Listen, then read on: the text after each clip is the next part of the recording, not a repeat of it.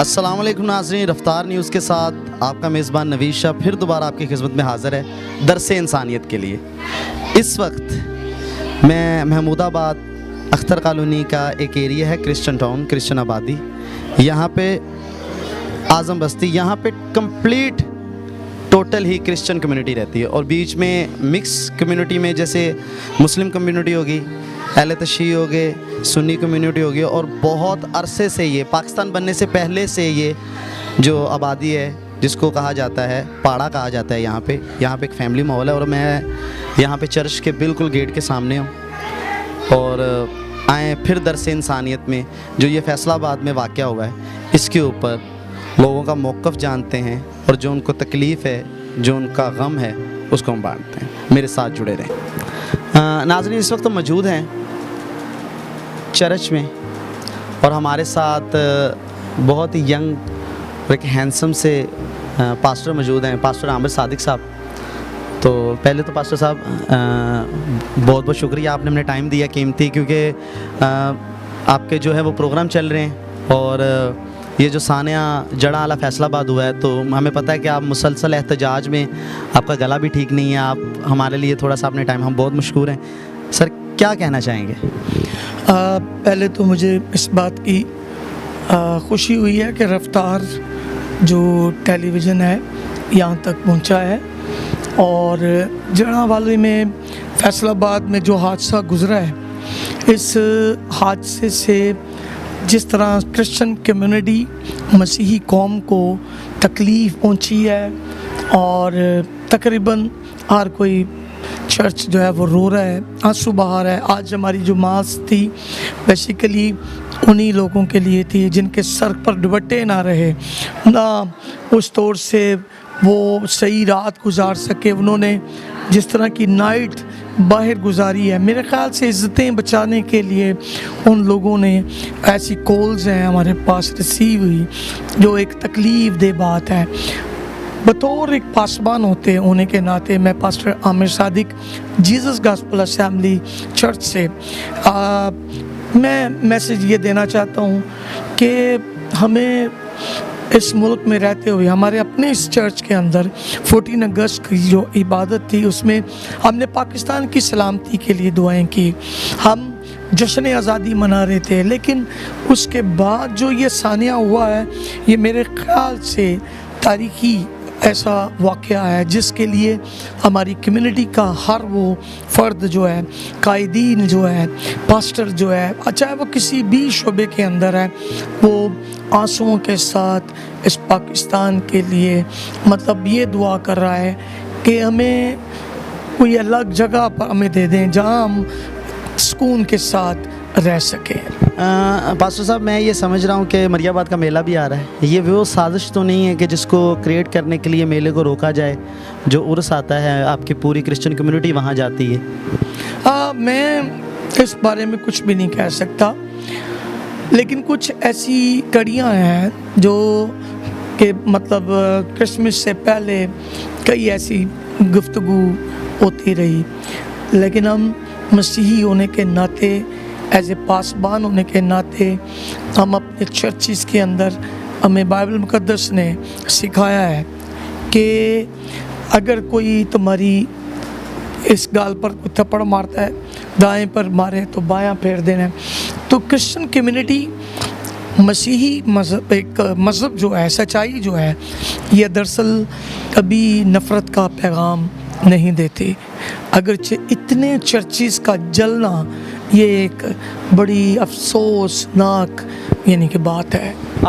آپ مسلسل جب سے یہ واقعہ ہوا ہے، ہم دیکھ رہے ہیں کہ کراچی کے تمام پاسٹر، تمام کمیونٹی آپ کی جتنی بھی وہ احتجاج اپنا ریکارڈ کروا رہی ہے، مسلسل آپ روڈوں کے اوپر ہیں۔ آپ یہ سمجھتے ہیں جو بیٹیاں وہاں پہ سو رہی ہیں میدانوں میں، فصلوں میں جا کر، کھیتوں میں، جو ان کے ساتھ یہ ظلم ہو رہا ہے، کیا سمجھ رہے ہیں؟ کیا مطلب کیا ہونا چاہیے؟ کیا پاکستان آپ کا نہیں ہے؟ دیکھیں، اس طور سے کرسچنٹی کو مٹانے کے لیے، یا یہ کہہ لیں کہ کئی ایک گروپس ہیں یا کہہ لیں لوگ ہیں جنہوں نے ہمیشہ مسیحیوں کو وہ ترجیح نہیں دی، اور جبکہ हम मिनॉरिटी होते हुए हर लिहाज से अपना ताउन करते हैं अपने अपने हलकों में, चाहे कोई सुबह पंजाब में है, सिंध में है, बलूचिस्तान में है, सरहद में है, जहाँ जहाँ मसीही हैं, इन्होंने तो हमेशा दुआएं की हैं। लेकिन आपने ख़ुद ये बात वाज़िया कर दी कि ये बहुत बुरा हुआ है। उन बेटियों से पूछा जाए, इवन कुछ ऐसी बातें जो है मेरे ख़्याल से रिकॉर्ड नहीं की गई, जो हुआ है इज़्ज़तें बचाकर लोग जो हैं उस एरिया से बाहर निकले हैं, भागे हैं, छुपे हैं।